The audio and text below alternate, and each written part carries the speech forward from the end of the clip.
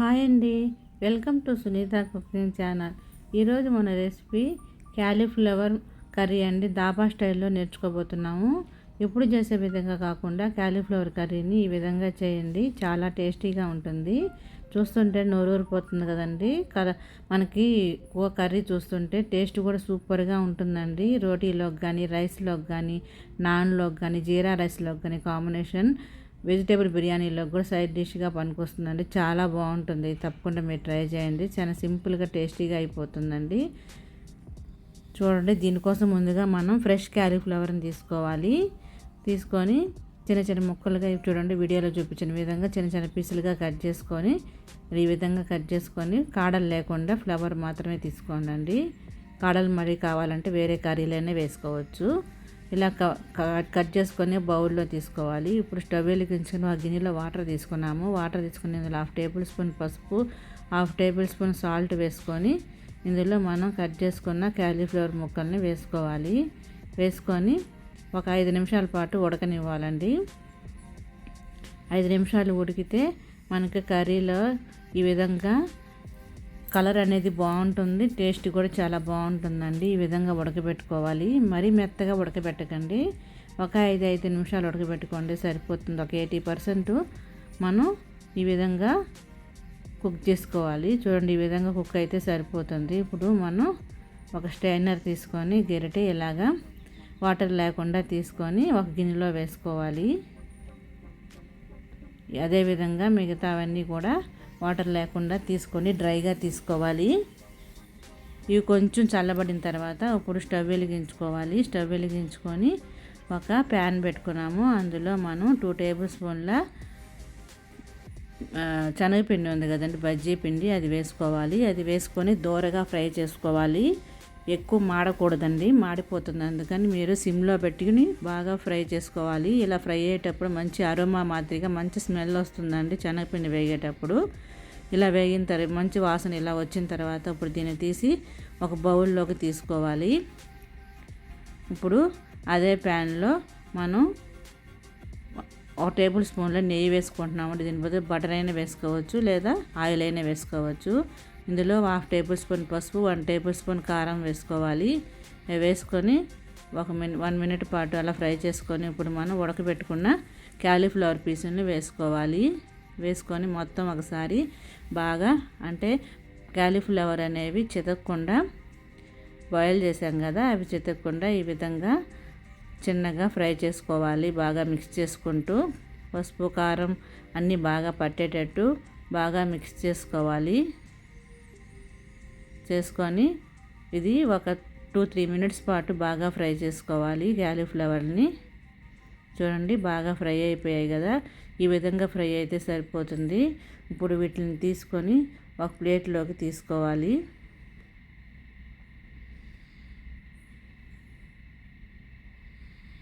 చూడండి, ఈ విధంగా ఫ్రై అయితే సరిపోతుంది. ఇప్పుడు వేరే బాండాలు తీసుకుంటున్నామండి. ఇందులో మనం 3-4 టేబుల్ స్పూన్ల ఆయిల్ వేసుకోవాలి. ఆయిల్ కాగిన తర్వాత 2 లవంగాలు, 2 యాలకులు, చిన్న దాల్చిన చెక్క ముక్క, 1 టేబుల్ స్పూన్ జీలకర్ర వేసుకోవాలి. అవి చిటపట్లాడేటప్పుడు 2 మీడియం సైజ్ ఆనియన్స్ని సన్నగా కట్ చేసుకొని వేసుకోండి. తర్వాత 3 పచ్చిమిరపకాయలని సన్నగా పొడవుగా కట్ చేసుకొని వేసుకోండి. వేసుకొని ఆయిల్లో ఫ్రై అవ్వాలి. ఈ ఆనియన్స్ అనేవి త్వరగా ఫ్రై అవ్వడానికి సాల్ట్ వేసుకున్నామండి. 1 టేబుల్ స్పూన్ సాల్ట్ వేసుకున్నాము. సాల్ట్ వేసుకొని బ్రౌన్ కలర్ వచ్చేంత వరకు ఫ్రై చేసుకోవాలి. ఆనియన్స్ అనేవి ఇలా లైట్గా బ్రౌన్ కలర్ వచ్చిన తర్వాత ఇందులో 1 టేబుల్ స్పూన్ ఫ్రెష్ అల్లం వెల్లుల్లి పేస్ట్ వేసుకోండి. అల్లం వెల్లుల్లి పేస్ట్ వేసుకొని పచ్చివాసన పోయేంత వరకు ఫ్రై చేసుకోవాలి. ఇలా ఫ్రై అయిన తర్వాత ఇప్పుడు మనం 2 మీడియం సైజ్ టమాటాలను ప్యూరీ చేసి వేసుకుంటున్నామండి. ప్యూరీ చేసుకుంటే మన గ్రేవీ అనేది ఎక్కువ వస్తుంది కాబట్టి మనం టమాటాలని గ్రేవీ చేసుకొని వేసుకోవాలి. 2 మీడియం సైజ్ టమాటాలు అయితే సరిపోతుందండి. వేసుకొని ఈ విధంగా మొత్తం బాగా మిక్స్ చేసుకోవాలి. మిక్స్ చేసుకొని టమాటా అనేది కొంచెం సేపు మగ్గనివ్వాలండి. మూత పెట్టి మగ్గనివ్వండి. టమాటా కొంచెం మగ్గిన తర్వాత ఇందులో మనం స్పైసెస్ అన్నీ వేసుకోవచ్చు. చూడండి, ఈ విధంగా కొంచెం టమాటా అనేది పచ్చివాసన పోయి కొంచెం మగ్గిన తర్వాత ఇప్పుడు ఇందులో 1/2 టేబుల్ స్పూన్ పసుపు వేసుకోవాలి. కారానికి తగ్గట్టు కారం మనకు స్పైసీకి తగ్గట్టు కారం వేసుకోండి. 2 టేబుల్ స్పూన్ కారం వేసుకున్నాను. 1 టేబుల్ స్పూన్ ధనియాల పొడి వేసుకున్నాను. మళ్ళీ 1 టేబుల్ స్పూన్ సాల్ట్ వేసుకున్నానండి. సాల్ట్ వేసుకొని చూసి వేసుకోండి. సాల్ట్ వేసుకొని మళ్ళీ ఒకసారి బాగా కలుపుకోవాలి. కలుపుకున్న తర్వాత ఇప్పుడు కొంచెం బాగా మగ్గింది కదండి మసాలా టమోటా అంతా. ఈ విధంగా మగ్గిన తర్వాత ఇప్పుడు మంట అనేది సిమ్లో పెట్టేసేయండి. పూర్తిగా పెట్టేసి ఇప్పుడు 2 టేబుల్ స్పూన్ల చిక్కటి పెరుగు వేసుకోవాలి. పెరుగు వేసిన తర్వాత మాత్రం మంట అనేది మనం సిమ్లోనే పెట్టుకోవాలండి, లేకపోతే విరిగినట్టు ఉంటుంది.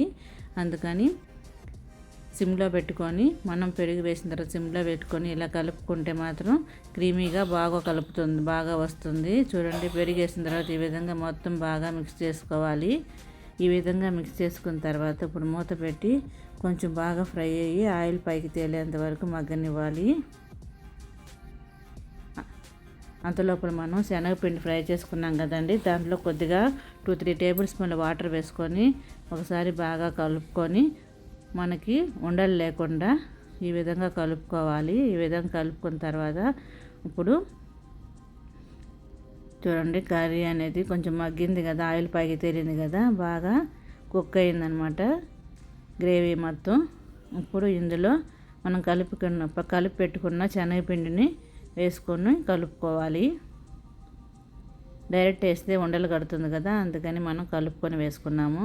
ఇలా వేసిన తర్వాత వెంటనే మనకి చిక్కబడిపోతుందండి గ్రేవీ అనేది. ఇప్పుడు కొంచెం బాగా కలుపుకొని ఒక 2-3 మినిట్స్ పాటు ఫ్రై అయిన తర్వాత ఇప్పుడు ఇందులో మనం తగినన్ని వాటర్ పోసుకోవాలి. కర్రీ తగ్గట్టు వాటర్ పోసుకోవాలి. ఒక 1.5 గ్లాస్ వాటర్ పోసుకోండి.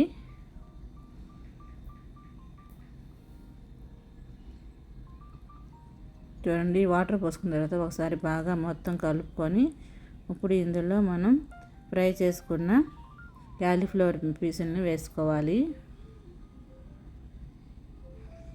వేసుకొని సాల్ట్ సరిపోయిందో లేదా అనేది ఈ స్టేజ్లో మనం చెక్ చేసుకొని ఒకసారి బాగా కలుపుకొని మూత పెట్టి బాగా ఆయిల్ పైకి తేలేంత వరకు బాగా మగ్గనివ్వాలండి. కర్రీ అంటే మాత్రం చాలా టేస్టీగా ఉంటుందండి, తప్పకుండా మీరు ట్రై చేయండి. ఇప్పుడు మూత పెట్టి మగ్గనివ్వాలి. చూడండి, కర్రీ అనేది బాగా ఉడికిపోయింది, బాగా సరిపోయిందండి. మనకి స్టేజ్లో ఉంటే సరిపోతుంది. ఇప్పుడు ఇందులో కసూరి మేతి ఉంటుంది కదండి, అది అరచేతిలో వేసుకొని ఇలాగా స్మాష్ చేసుకుంటూ వేసుకోనండి. అరచేతిలో మంచి ఫ్లేవర్ వస్తుంది కసూరి మేతి.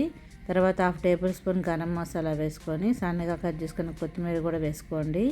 వేసుకొని ఒకసారి బాగా కలుపుకొని మళ్ళీ మూత పెట్టి ఒక 2-3 మినిట్స్ పాటు కుక్ అవనివ్వాలి.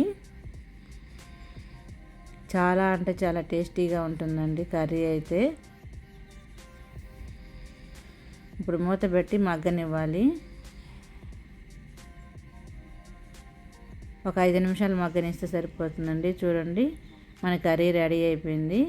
ఎంతో టేస్టీగా ఉండే మన cauliflower masala curry dhaba style ready అయిపోయింది కదండి. ఇప్పుడు మనం దీన్ని సర్వ్ చేసుకోవటమేనండి. ఎంతో టేస్టీగా ఉండే మన క్యాలీఫ్లవర్ రెడీ అయిపోయింది కదా. మీకు ఈ వీడియో కనుక నచ్చినట్లయితే ఒక లైక్ చేయండి, షేర్ చేయండి, సబ్స్క్రైబ్ చేయండి.